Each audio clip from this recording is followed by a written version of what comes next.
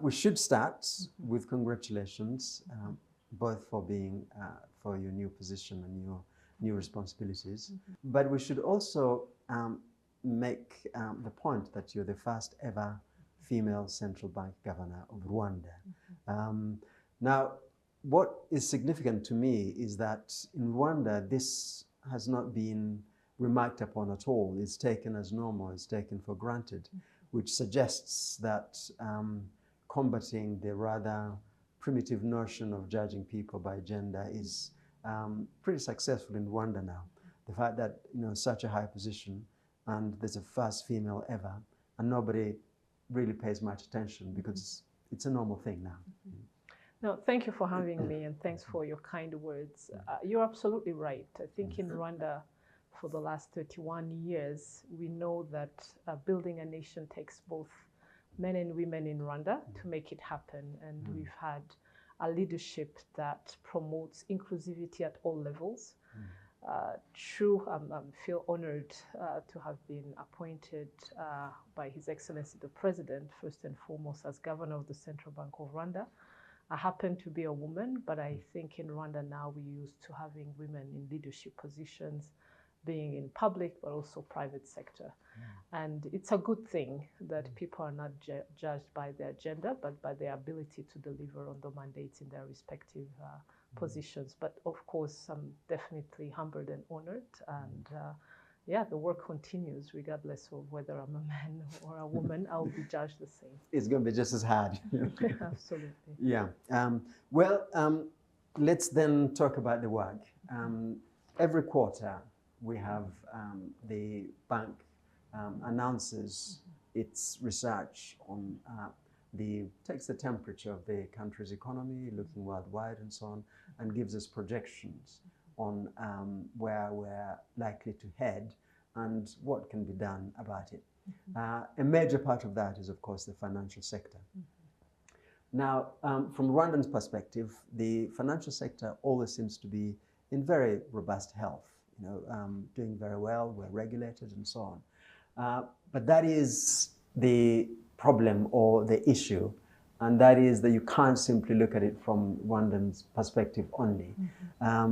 We live in an interconnected world, and few sectors are more connected than the financial sector.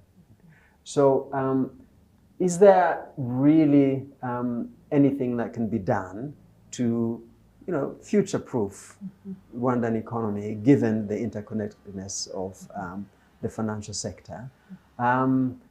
But also, where are the main vulnerabilities? Where are the main arteries that link Rwanda's financial sector to the global system? I mean, it's a fanciful idea, but if you say you wanted to protect Rwanda's financial sector from the global sector, which arteries would you close off? Which areas would you look at? It's a broad and very, I think, valid question. First, I would start by why do we regularly engage the media and the general public? One, by law, we have to quarterly present to the general public the decision of the Monetary Policy Committee, which is a tool for us to also, one, anchor inflation expectations, but also give the general public transparency and accountability about what we do. It would be, I think, not very productive if we were to just release what the monetary policy decision is, what the stance of the central bank is by just announcing what our central bank rate is, but without developing the reasons why we came to that decision and what we think about really inflation, because price stability is in our mandate, then I don't think we would be transparent as a central bank. So that's one. Second, on the financial sector as well, the Financial Stability Committee meets every quarter, and we communicate equally our assessment of how the financial sector is performing, but also looking at the stability side mostly by showcasing what the compliance of the financial sector vis-a-vis the prudential requirements is. So the question we respond to generally is our financial sector, being banks, microfinance, do they have enough capital to weather any external shock? Do they have enough liquidity that allows them to fulfill their short-term obligations? And you've seen that for Q1, being banks or microfinance, they had capital levels way above the regulatory requirements. Banks, for instance, 22% of capital adequacy ratio versus the 15% that we require. Same thing for insurance companies, being on their solvency of liquidity. Now, that gives Rwanda a buffer, because if you go back 5 years, we've known major shocks at each year. 2020, 2021, there was COVID. After that, Ukraine war, which drives inflation, to record levels, not only in Rwanda, but across the globe. But for us, it was due not only to the increasing energy prices globally, but also an agricultural sector that didn't perform to the levels that we were used to. 2023, more climate-related shocks, first drought and then floods that we had, which had an impact on agricultural production. And then 2024, when we thought we had seen all external shocks, we had, Mpox and then Marburg, these outbreaks, although they didn't last long, which is also a testament to the resilience of our health system now from the lessons we learned from COVID. So those are shocks that are both external and internal. And our financial sector, I think, is stable and resilient enough to navigate them. Now, you asked the interconnectedness between our financial sector and the global economy. So far, our financial sector is not that linked to global financial sector. The connection that they have, or our financial sector has, is some investments that our local banks make abroad, investing in, let's say, Eurobonds of other countries. Our pension fund as well has some foreign investments, but they're not as significant as their exposure to the country. However, we know we have an ambition as a country to become an international financial center, which means, one, we will be having more global players on our market, and hence our ability to make sure as a central bank or financial regulator that whatever happens externally doesn't affect that much the financial sector is something that we look into. You'll have increased the exposure to these external fluctuations. Absolutely. So now, for instance, one example I can give is some of the subsidiaries of our regional banks were exposed to investments or had bought bonds from some of African sovereigns that had some debt distress situations, and then those investments were not worth what they were worth at the time of acquisition. But in our regulation also provides for limits on the bank's investment portfolio as a whole, the pension fund investment portfolio as a whole. And generally, we never allow, for instance, our pension funds to invest more than 15% in foreign assets outside of EAC. So that's already one avenue to limit exposure to the external, to foreign countries. The second is also, I think now that we are in a more digital world, cyber threats can come from anywhere in the world. So as a central bank, not only we have built our capacity to really make sure that, one, we understand all the cyber risk that we face as a central bank, that we understand the cyber risks that our banks or financial institutions face.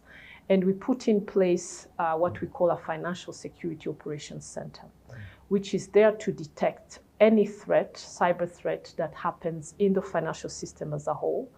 And it's also used as a platform of exchange. So if financial institution A was to face any cyber attempt, they don't only know them or the central bank as supervisor, the whole system is informed, on real time. but we also work very closely with the National Cybersecurity Agency to make sure that on their end, if there was a cyber threat in any other sector of the economy that we don't regulate, that information is also received real time. So I think we've done a very good job to build that cyber resilience. I mean, you covered what was going to be my next question, which is essentially, as given the size of Rwanda's economy, yes, it is connected to the global system, but not as plugged in as it is likely to be. So, two things really. Could you look at it? Could you explain gradually how it has become more connected, and also look forward and see? I mean, in a way, the more the economy grows and the more the economy becomes stronger, you lose something. You lose, say, as a central bank, the ability to be able to protect the financial system. So how has that gradually been happening, and how do you see it gradually happening, and how do you gradually track it? I beg to differ to say that the central bank loses its ability to protect the financial system, because one, the fact that as financial regulator, we are the ones to set rules on how much exposure the financial system can be exposed to external investment or foreign investments. I don't think you lose anything. Maybe some of the banks will reach that level of 15% or 30% of investment portfolio, but there's a limit to it. But I suppose, I mean, I didn't explain myself properly well enough. What I mean is that there will be decisions made outside, and irrespective of what you do, they're going to affect you here. The more you're connected to the outside world, the more of those decisions. There could be tariffs that we're talking about now. It could be a financial crisis. I mean, the financial crisis will have affected Rwanda less than more interconnected economies. So that's really what I mean. I mean, yes, you'll still have the tools that you had, but the dangers will be greater. You'll be more open to the dangers. It's what I'm suggesting. You might say that there are more dangers, but do those dangers outweigh the opportunities? Yeah. I think it's what a banker does. I'm taking risks up to what extent. Yeah. So there are two factors as well.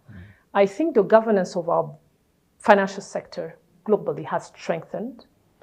Second, our regulations as well are not static, so they also evolve and address emerging risks.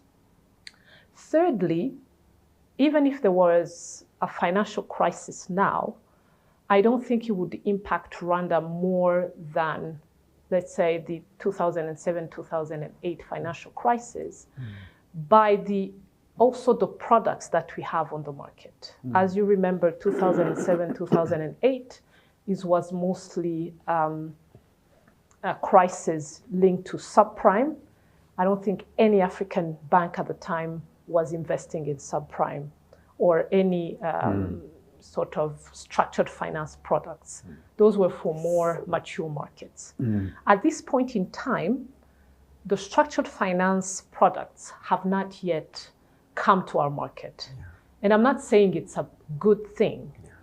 It also shows that we still have to develop more products that de-risk certain sectors, that allows financial sector, being banks, to invest in a more massive way in some sectors, using those instruments, for the insurance companies to be able to offer insurance, let's say like these credit default swaps, to manage those risks. You've helped my question better. So we are not yet exposed to those sophisticated products, but it will come.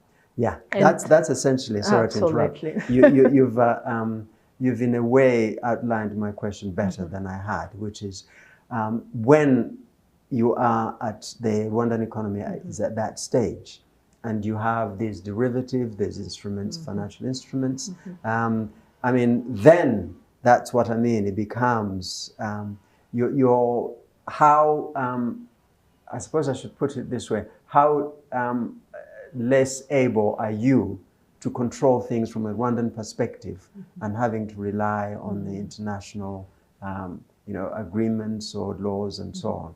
It then becomes a new thing for the bank, I think, doesn't it? It becomes a new thing for the Rwandan economy, but Yes. not a new thing globally. Right. So one, we've adopted, and you've seen reforms over the last 6 years of our financial sector adopting international standards. The fact that we apply Basel III for our banks, even though we don't have derivatives, means that we are getting ready in case you have derivatives in banks. And the good thing is some of the banks are looking at offering, for instance, hedging instruments on foreign exchange. But what we ask them is, do you have experts that understand those products, how to design them, how to value them, and do you have risk managers that manage those risks? I happen to have worked for 15 years in risk management, covering financial markets. And so I know for any bank, as much as you have the best traders in the world, if you don't have the best risk managers, then that's where you run into trouble. And we make sure as central bank that you have both. Traders that will understand those products, making sure that clients you sell those products to understand them, but that you have a market risk management function that's very robust to mitigate those risks. Second thing, I believe that even as we attract more foreign direct investments in the financial system, as we develop our financial system, it doesn't mean that the central bank as financial regulator will work in silo. We also have what we call supervisory colleges with other financial regulators across the world. And supervision colleges, for instance, when we have a bank that's headquartered in Nigeria, every year or every 6 months, we will meet with the host country regulator, all regulators of subsidiaries, and then we assess the group together. And that cooperation, I think, is what has made really African countries not have full-blown crisis, financial crisis. If there's a problem with a subsidiary of Bank A that's, for instance, in Nigeria or Kenya, we will know immediately because of that relationship with other central banks. So it's very important to have that collaboration and partnership with other supervisors, but also with the international standard setting bodies, which now the Central Bank of Rwanda, since last year, we are part of the Basel Consultative Group. Which is? A platform from non-Basel Committee members. As you know, the Basel Committee is the international standard setting body, but mainly made of G7 and now extended to G20 countries. We are not one of them. But they've created that consultative group to discuss with emerging and developing economies. Not all of countries are in, but Rwanda was admitted. What the standards mean for each country, to discuss proportionality, application of those standards. Some of the standards that are set are not yet for Rwanda, but to also exchange with other central bank and supervisors on the risks that they already see that we might see in 5 years or 2 years. So those are some of the platforms that I think give us comfort that we always have someone who knows about a product that's being introduced in our country and what risk they pose. And we might decide as a central bank, but also with the Capital Market Authority, that maybe our market is not yet mature for that product. So, you're making my life easy because you're anticipating the questions that I was going to answer. But also, perhaps a bit unusually, I was a bit pessimistic in the way I put the questions, and you draw a more optimistic picture. I say perhaps unusually, it's usually central bank governors that need to dampen things down and quieten things down. But you're the optimist in this one. So let's look at that optimistic picture. Exciting times ahead. What should Rwandans look forward to in terms of a widening market, a growing market, and what kind of financial instruments should they be looking at? Inevitably, you're going to get some scams, and they always come with all of this. So what can you tell people that this is the route that they need to be aware of, and but the opportunities mostly that you see ahead? I was a bit surprised when you say I'm an optimist, Yes. because I'm the alarmist in chief. So, but the optimism that you probably perceived from what I was saying is the experience we've built across the multiple crises that I mentioned, and I think probably even going back 15, or 17 years ago to the global financial crisis, there's a lot that central banks and financial supervisors have learned.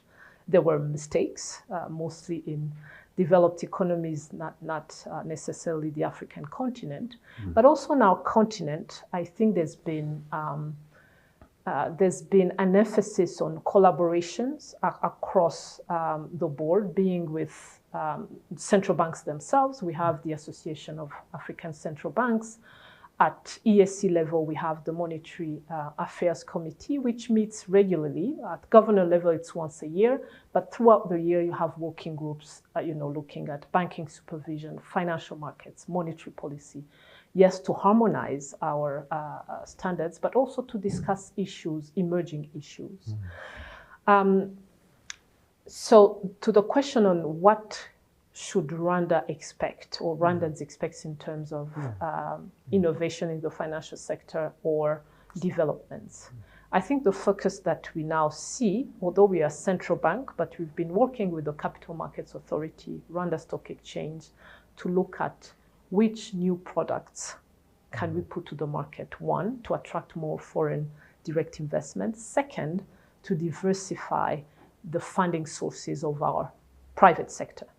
We know that you've seen that in our latest FSC, the average lending rate in our banks is now at 15%. It has slightly decreased, but it's still, I think, a very high lending rate if you are a corporate that wants to develop and needs long-term financing. And long-term financing can only come from capital market. So we expect to see more IPOs, more companies being listed, or more corporates issuing bonds. You've seen that some of the corporates are already even issuing green bonds. There was an energy company that did it. So I think that is going to be really transformational, to see more and more companies being listed, more corporates on the bond market. Second, there's been, as you've seen last week, our parliament has adopted a law that liberalizes the central securities depository, that also allows new global, the rollout of, let's say, the global master repurchase agreements. So repurchase agreements are agreements between two financial institutions in terms of liquidity. I need cash, but I have securities, and you have enough cash to give me, so I'll give you my securities for a period of time, and you give me cash at a premium. And this will now be under a standardized repurchase agreement, which some of financial actors, especially international ones, were not comfortable without Rwanda having that GMRA, as we say. So we were using a local repurchase agreement, but some of the international financial players are comfortable when markets have those global events. So we expect to see more actors now coming to the repo market. Generally, as central bank, we accept on the repo market only banks. We want to extend it to our insurance companies because they have securities. They also have a lot of liquidity, to create that broader repo market. And that will provide more liquidity to the market. Maybe today one would say, your banks and insurance have enough liquidity, do you need more? But it hasn't always been the case. So you need to have instruments that allow you to create liquidity in the market when there's shortage. Lastly, that I think is important, we've been trying to see how to develop in the market hedging instruments, especially for the foreign exchange risk. So to make sure that companies can plan ahead if their need dollars in the future to be able to lock in the rate at which they would secure dollars or euros. We've been having a facility at the central bank for banks that can come to us, and we do what we call a forex swap, when we lock in a rate that they can come in 1 year, 2 years, and they will get the dollars at that rate, and they pay us a premium. But local banks, as I said, are also developing those instruments that they can extend to private sector and even individuals. And I think that will probably, make FX risk more manageable, which is important in developing countries. You mentioned currency reserves there. You mentioned availability of currency. There's often probably not well-founded noises about this. Everybody forever complains about how much currency there is or there isn't. So I thought we might try and cover that once and for all. And is there, at any given moment, sufficient foreign currency, the dollar especially, for everybody who needs it? Or does it actually very much depend on how much the economy has grown, therefore more imports and so on? But generally, is there enough currency for everybody who needs it, if not necessarily for everybody who wants it? I mean, there may be, people may want it for all sorts of reasons, but there is enough for people who absolutely need it at the center of the economy. That's a great question, and I think we will be speaking about currency fluctuations for a long time, if not forever. Because currency markets are volatile. They also tend to create anxiety, especially in a country like ours, which is still developing and faces structural challenges like the trade in goods deficit. We are looking at numbers on, that we communicated on first quarter, where we could see that, unfortunately, our merchandise trade deficit increased by 10%.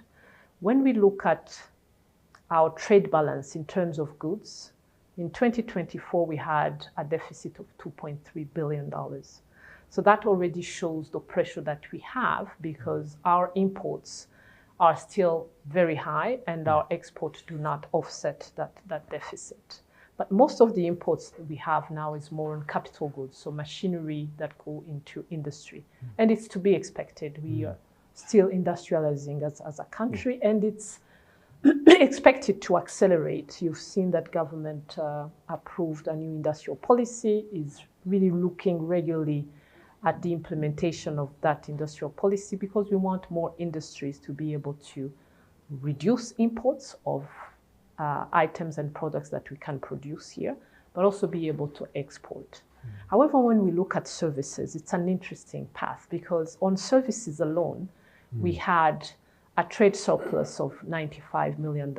Yes, it's little, but it's a surplus. It's a surplus, yeah. So that's something that we are discussing with other stakeholders. How can we also leverage on services? Because one, you don't need trucks to export a service, but you need to create a niche, because as Rwanda, we have many competitors. Which services can we export to the region and the world, and then invest in that? Secondly, that trade in goods deficit that we have is also offset partly by FDIs that have been increasing, but also remittances. We've now reached $500 million in remittances. So on our balance of payment, I wouldn't say that the gap to fill is the 2.3 billion of deficit, but it's less. However, the pressure that we see on our currency depreciation, because we see more people demanding dollars than there is. But the comfort we have is that our target as central bank, that our foreign reserves should always cover minimum 4 months of imports. So the import bill that we have for 4 months, if no dollar was coming into the country, we're able to supply this. And you asked about the people that really need the dollars, is people who import essential goods, so that we're able to cover. And one example would be, we don't produce oil, we don't refine it, so we will always going to import fuel, so being petroleum products or natural gas. So that has to always be covered. And the comfort I'm giving you is that by end of 2024, we could cover 5 months of imports and imports of all goods that are required for the country. Second, I think it's all the initiatives that government have put in place to increase exports of goods. That takes time, because by the time you set up a factory, produces enough for the local market. So those structural, I think, issues and challenges we need to tackle will take time. But the ones where we can be really, I would say, competitive, tourism. We have enough infrastructure. We need to maximize the number of tourists we attract. Remittances. The diaspora has been asking for more investment products to be able to invest more. FDIs. I think there's a lot of work on how would we attract more foreign direct investments, and how do we make sure that we create companies in the country that have scale and then continue to attract foreign investment. So that's, I think, the next chapter of Rwanda's development story, to address those structural challenges, but also seizing opportunities in innovation, in technology, to be able to really boost those services exports that we see actually bring in also a lot of forex. There are several channels for foreign exchange. You mentioned the services, of course, and but let me look at, you mentioned remittances. In a way, it's a difficult one, because in a sense it means having your people outside the country, and no country really manages its economy on that basis. But it happens. People go out of the country and they want to come back, especially Rwandans. A lot of Rwandans stay connected with Rwanda, and a lot of them come and go and so on. And remittances do provide a huge amount of foreign exchange. I think Mexico, for instance, depends a huge amount on remittances. But it doesn't seem that the banks have understood this. I mean, it is they who sometimes say, look, we need more foreign exchange. But there doesn't seem to be any incentive. Sometimes even the charges for remittances coming in are disincentives. Added to that, sending money to Africa is always more expensive than anywhere else. So if you've got that externally, and then internally, the banks are not offering any incentives at best, or sometimes what they do offer seems to be, the charges seem to be disincentives. Is there anything that can be done about that? I mean, they're not doing anything illegal, so the central bank can't say you've got to do this or the other. They're just simply charging for their services. And it seems to me to be a question of competition. There are not enough of them to be able to compete for that. So is this a problem that is difficult to solve and can be solved? Your question has, maybe I'll answer it in two parts. One, are remittances important for the receiving country? Yeah. I believe they are, totally. But when they would become a problem is if, of all the foreign exchange or foreign currency sources that we had, it was number one. Then it means, for instance, some countries have said we're going to tax remittances, for instance. Then that would have a major impact on your FX revenues. It's not the case for Rwanda. But we've seen remittances increase, which is a good thing. And it reflects really Rwandans' trust in their country, even when they're abroad. Beyond that, what do banks do to facilitate those remittances? You mentioned that, and you're absolutely right, fees that are paid on transfer of funds to Africa are still very high. I think on average between 3% and 6%. Some countries in the CFA zone have a lower fee because, one, their currency is pegged to the euro, so there's no forex charges that come with sending money to those countries if you're in the EU zone. For us, you have to add that FX charge plus transfer fees, which makes it a bit higher. There have been initiatives to lower that cost, but it hasn't yielded results yet. One, because the largest remittance service providers are global companies, and African countries do not have yet one that would service, would provide the service to their large diaspora. What has been happening, and I think will really drive down costs, is to start by intra-Africa transfers. The Pan-African Payment and Settlement System, PAPS, has come to address that. And I believe if it's fully operational, then we will start to see costs of transfers within African countries go down. Now, for transfers outside, I know there has been, initiatives to see how to really bring down. The World Bank had estimated that really transfers to any country in the world should be less than 3%. And what can be, done on a policy level, regulatory level to comply with that. One, it's investment in infrastructure, but the innovation that I see in the future is what blockchain is bringing. So having reduced intermediaries as you transfer money, that is something that we are exploring through the CBDC, for instance. If we can, in our proof of concept that's ongoing, prove that using CBDC cross-border transfers will reduce, as we had seen in our research, then we would encourage all remittances to be done via CBDCs. Lucky enough, being the Eurozone, it's also developing its digital euro. So diaspora, Rwandan diaspora in the Eurozone, if we develop our CBDC and the digital euro is also has been launched, then probably that's when we would start seeing that things coming down.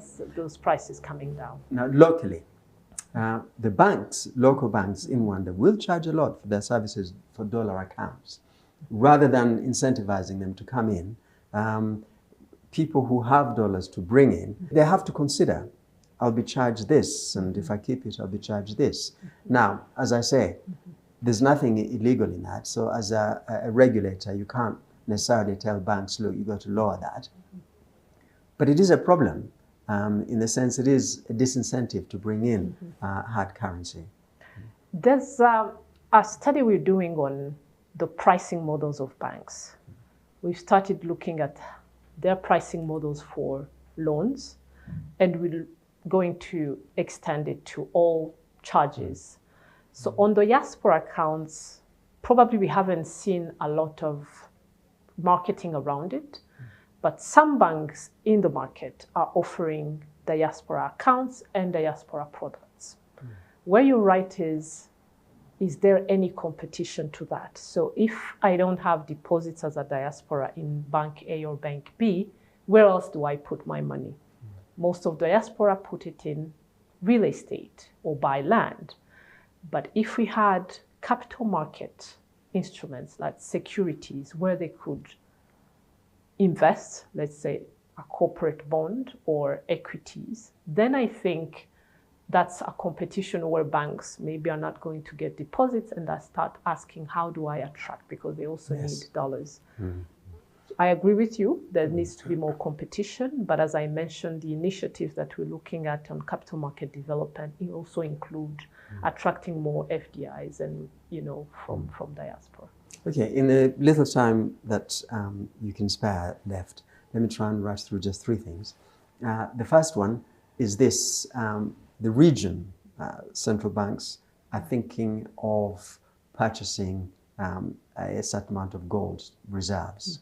Now, of course, this is, you correct me here if I'm wrong, it's not anything to do with, consideration of the gold standard, which was abandoned for perfectly good reason.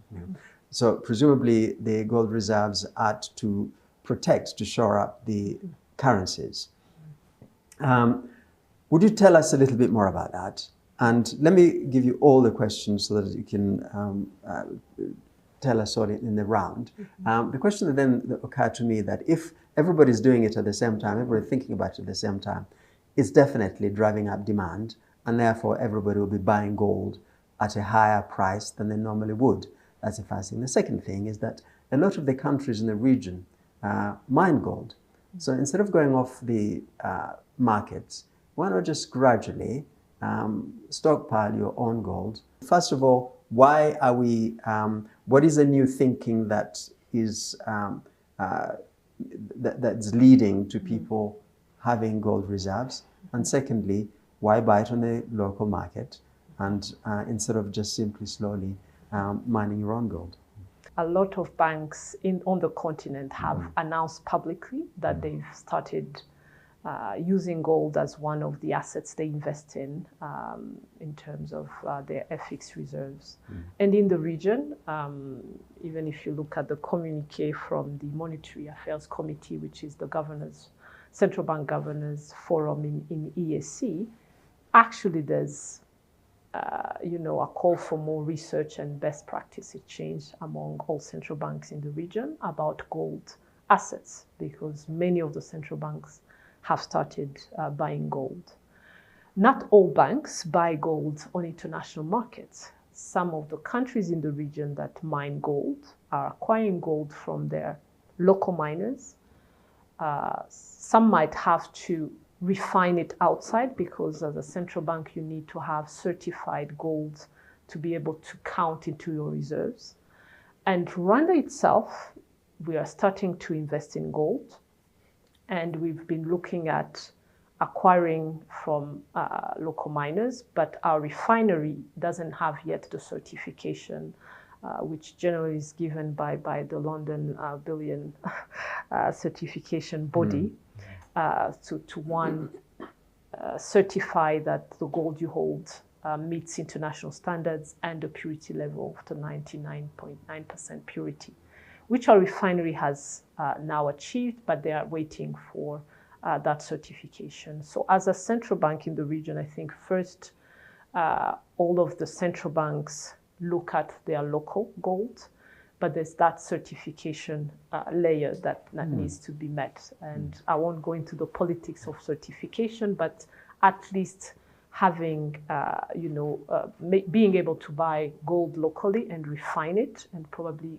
do the certification later on is one avenue central banks have taken. The second is also to acquire gold on international markets because it's traded. And that's also something that the Central Bank of Rwanda has considered. Lastly is to build more capacity on the continent, because as a continent we are endowed with gold. And so it wouldn't make sense to continue in the future buying gold from outside where we have it in our own.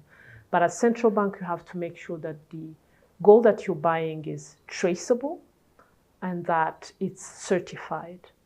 And lastly, it's also a call for countries to continue investing the same way Rwanda has done, but we are not the only ones in the region, there are other refineries, to really add value to our minerals. The point you raised of if there's a lot of demand for gold, which has been the case, and I think in the last 20 years, gold price on average annually have increased by 11%. If you look 4 years ago, 1 kilo of gold was around $68,000, $70,000. Now it's $112,000, $117,000. So central banks in Africa are not the only ones looking for gold. Some advanced economies have continued to invest in gold. Some large emerging economies are investing in gold, not only central banks, but also other investors.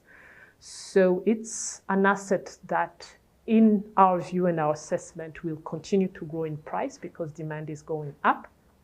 But it also means that you have capital gains when you sell the gold that you had in your reserves, and that the return is double digit. So it's a very good investment to make as well. Now, it's always been an asset that countries, in which countries have invested. But has there anything specifically happened? Has there been a change in thinking, a change in economic thinking that suddenly everybody's thinking, you know what, maybe we should have gold reserves? It's always been there, but then it tapered off. But all of a sudden, everybody says we must have it. And as you say, its demand is rising. what has changed? Is there anything changed, or is it just one of those things where everybody suddenly decided, hang on a second, we don't have as much gold as we used to have? What has changed in the world is the intensity of crisis we've seen, and how I think they affect every country, I would say, at the same time.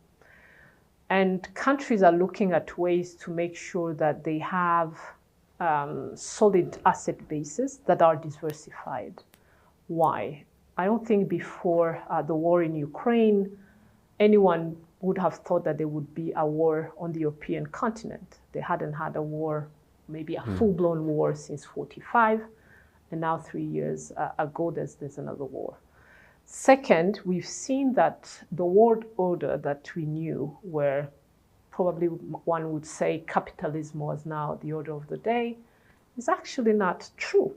Now, some countries that have been, I would say, exporting capitalism are resorting to more protectionist policies. So there's a lot of changes in the world, a lot of uncertainties, and that's why you see, even for central banks looking at their assets and investment portfolio and asking themselves the questions, are we diversified enough? Are our traditional, I would say, safe assets still safe? And if they are not, shouldn't we diversify? And I think it's a good thing to, that thinking is happening. But again, for African countries or developing countries, there were also limitations on the level of reserves you had. And generally, because you didn't have enough reserves, you could not start thinking about diversifying. You would put them more generally in US Treasury bills or deposits. But once you have now, a larger pool of foreign reserves, then also your investment thinking it's easier. And I would say for the Central Bank of Rwanda, that's also has been how we built our capacity to understand financial markets. Today, close to 80% of our reserves are managed in-house. 15 years ago, it was 100% managed outside. So once you have now in-house capability, I think it also helps countries to think probably more thoroughly on their own national interests. You can think about it, and have ideas, but if you cannot implement an investment strategy that you think is good for you, then it won't happen. Today, any strategy that we assess is good for Rwanda, we're able to implement it internally. So I think that has been the main change as well. Last one. I mean, it is, it's in my defense, every time you say something, another question arises. You just Which mentioned, is now the last one. Yes, yeah. You mentioned, for instance, that the management of reserves outside. I think we're going to ask you, if we may, to come back another time and talk about that. But the last one for today is this. I mean, inevitably, in a way, it's linked with as I put it, the exciting times that come as the financial sector grows. A lot of people out there will be talking about the excitement of cryptocurrencies and digital currencies and so on. And as I say, inevitably when these things come, people will attempt scams. But others will also want to know how they can trade these things, whether privately or small or join the capital markets and so on. So let's talk about where that is, the digitization, the cryptocurrencies, what people may or may not do, what they should avoid and look out for, how this landscape is shaping out. You've seen that globally there's more, not only more appetite for crypto, but also countries putting in place policies to encourage investments in crypto. For Rwanda, our stance has been we discourage any investments in cryptocurrencies, especially for retail investors, until there's a regulatory framework in place, so that we make sure that people that want to trade in crypto, one, are fully equipped and understand what it is, and put safeguards so that there's no abuse and scams that we've seen. So that's the process we're in. Capital Markets Authority is leading in that way, and probably in the coming, I would say, weeks now, because we are at the end of the consultations, and you've seen that also launched a public consultation on Rwanda's first law on virtual assets. And that law will, one, give criteria of licensing for crypto assets providers, actually virtual asset providers. It can be stable coins, for instance, and not necessarily crypto. Whether Rwanda can also host cryptocurrency exchanges, and at what condition, and who would be allowed to invest in those virtual assets. And I think starting with institutional investors that understand what those virtual assets mean, what the risks are, and have enough risk mitigation measures is one way we're looking at it. And then making sure that the consumer protection provisions really protect our population against speculators, speculative tendencies, and then scams. So I think once we have that law in place, it will be clear on the framework that people have to comply with when dealing or even providing virtual assets on our market. Governor, thank you very much indeed for your time. Thank you. Thanks.